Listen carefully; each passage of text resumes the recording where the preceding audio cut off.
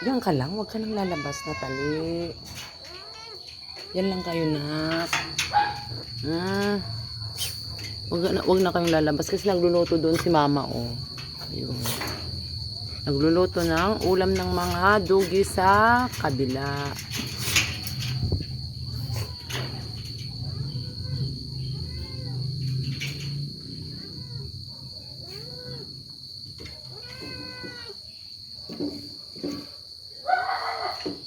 Huwag mo nang pilitin pang lumabas. Kasi kakatayin ka ng mga dugi dyan sa labas. Ang dami pa naman nila.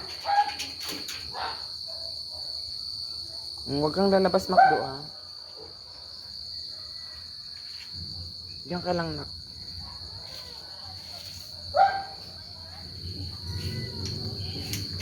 Diyan lang kayo.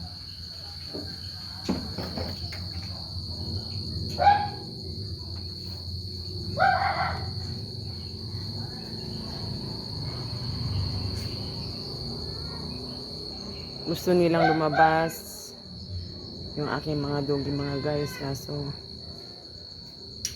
maglalaba kasi ako, guys, so basa dito kaya hindi sila pwedeng lumabas muna po. Andoon po nagluluto ako ng ulam ng mga alaga kong doggy sa kabila, guys. 7 yung aso din nila dyan sa kabila. Tapos sa akin, 7 din. Yan po. Ganito yung buhay probinsya, guys. Madilim sa labas, mga guys. Ayan po.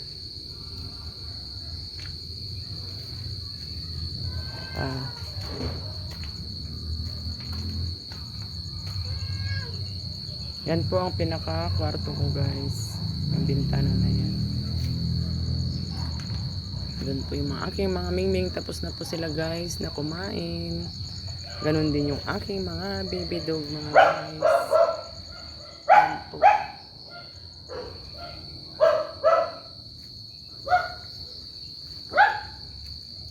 Doon po yung mga kanilang aso sa kabila, guys. Ako yung nagpapakain mga yan, guys. Ay, ito, guys, pinaglulutuan ko sila ng kanilang ulam, mga guys.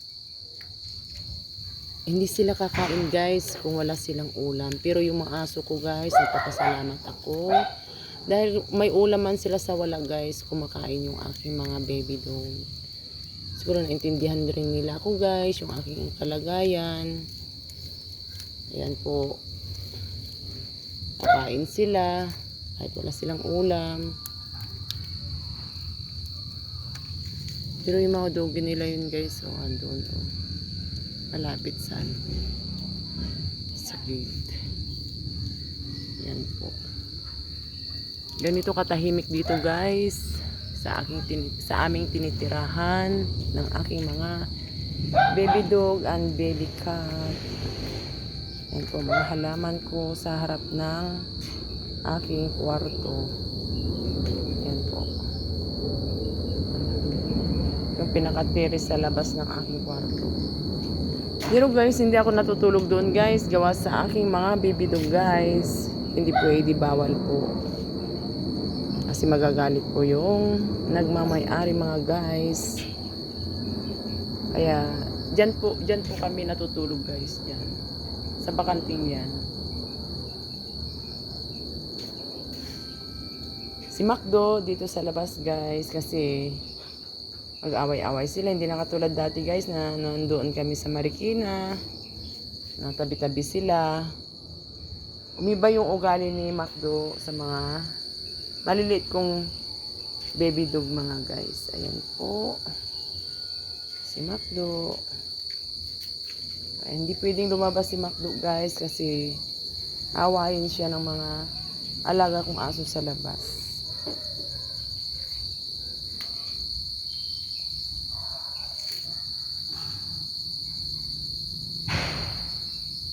Pag gabi, guys, walang ilaw dito banda namin. Ayan po.